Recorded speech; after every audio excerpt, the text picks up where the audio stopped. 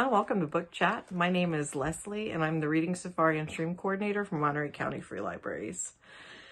Today, the book that I have for us is Our Malady, Lessons in Liberty from a Hospital Diary by Timothy Snyder. This book is, I don't know if you can see, but it's very tiny.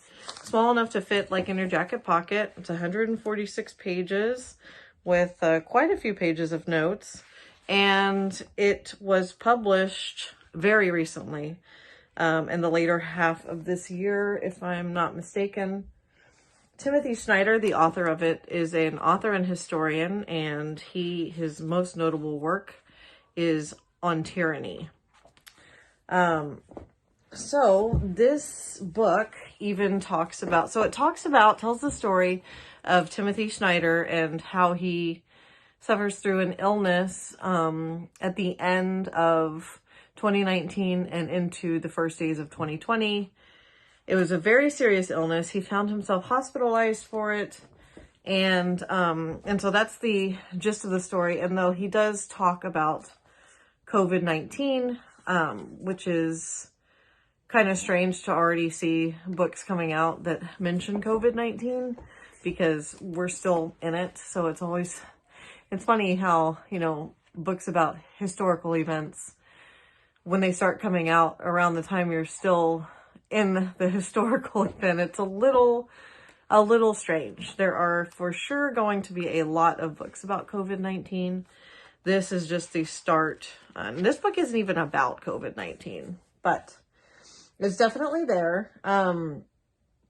So what this book is about really is about Snyder's hospital stays, and from the observations he noted down in his journal, and then the kind of conclusions he came to about the American healthcare system based on those notes and based on that experience and other experiences, of course, as well. He does talk about his children being born and how the differences were very stark depending on where the child was born, because one was born outside of the country, and that was very different than American healthcare.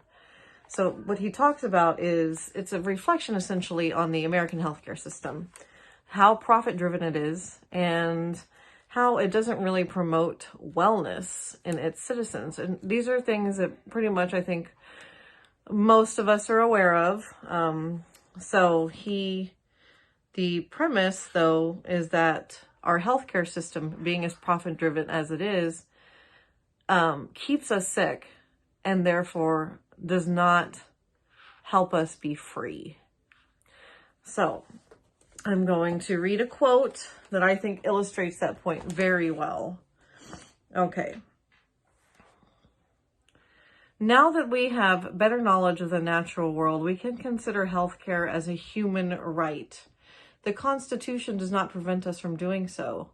On the contrary, its authors had the wisdom to specify that the enumeration in the Constitution of certain rights shall not be construed to deny or disparage others retained by the people. This leaves room for a right to health care. If we accept Jefferson's famous trio of rights to life, liberty, and the pursuit of happiness, the case for a right to health care is made. If we have a right to life, we have a right to the means of living. If we have a right to pursue happiness, then we have a right to the care that allows us to do so. Without health, said Jefferson very sensibly, there is no happiness. The right to liberty implies a right to health care. We are not free when we are sick, and when we are in pain or when we are anxious about illness to come, rulers seize upon our suffering, lie to us, and strip away our other freedoms.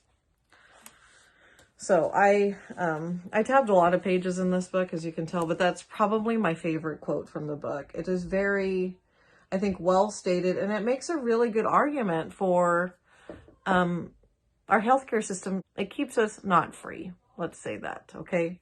So this book, as I mentioned before, it's also kind of a scathing indictment of how the U.S. government has handled COVID-19 pandemic so far. I'm not going to belabor that point, but it is there in this book. This book also talks about like our relation to the internet and how the internet, you think is this,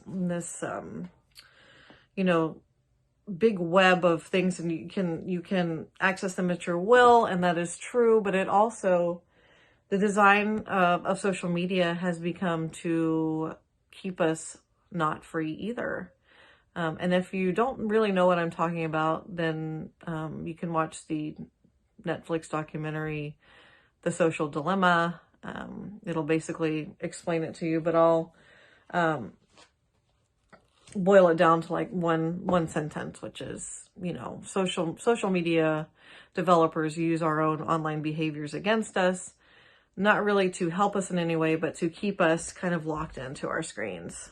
So if you're wondering, and you probably have guessed already, if this is an uplifting book, it's not. It is a very, very sobering book. And I think it's, necessarily sobering because this is a sobering time.